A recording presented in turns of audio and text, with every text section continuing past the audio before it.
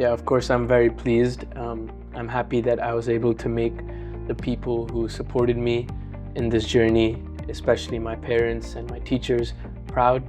And I think they'll tell you that all the hard work that they put into making my experience as enjoyable and stress-free as possible paid off.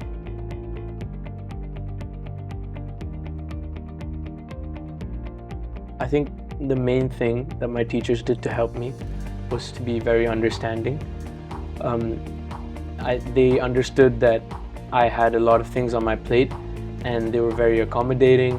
It could be, for example, a deadline where they were lenient with me, or some extra help that they gave me after school, but they were all in all always there to support me.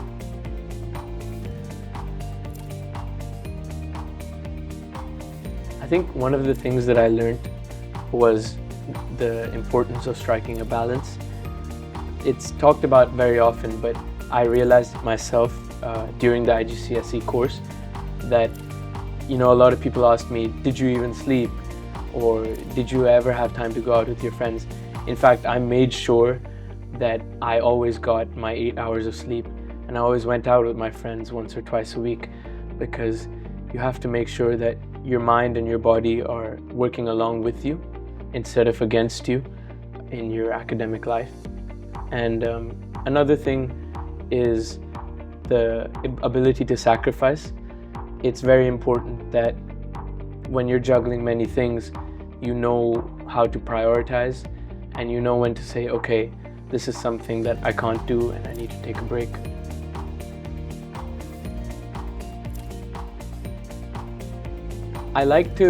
I don't like to give too much thought to the future, because I feel as though it ties me down too much, and I want to be focused in the present and adapt my aspirations as I go along.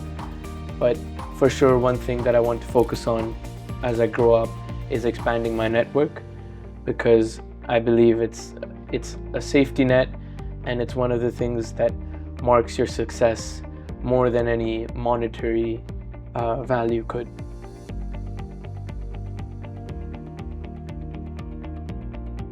Again, I don't want to put too much focus on specific universities, because it ties me down, and I feel that I'm setting myself up for disappointment if I don't get in.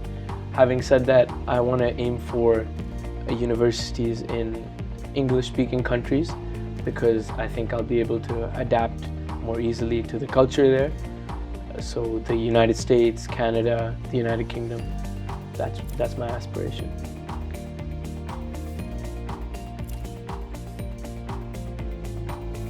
I'm sure they will be very beneficial for me. I can give an example. I have a friend who's studying to be a pilot. He just got accepted into pilot school, and I don't know, maybe 10 years in the future, I'll need an emergency flight ticket, and he can help me out. So I think I'm very fortunate that most of my friends are very ambitious, and I'm sure that they'll be the top respected people in their professions when the time comes, and you can always rely on friendships that you've made in school to help you out.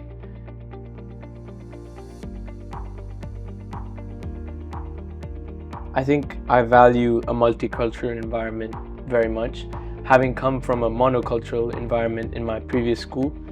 And one of the first times that I really realized how privileged I was to be here was the International Food Court I attended in my first year at the school. I'm a very big food person.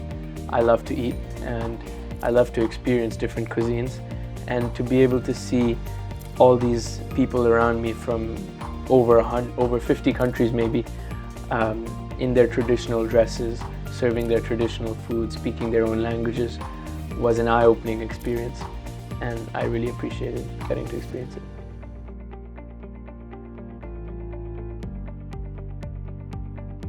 I would say a similar thing to both the families and the students themselves.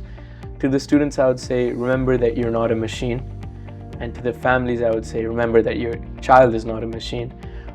Because for example, my parents, I was very fortunate that they aspired that, okay, our child will get 15 A stars, but in terms of expectation, they had no expectation on me, which allowed me to just focus on learning as something that's fun and something that I enjoy, rather than a chore or something that I have to do, something mandatory.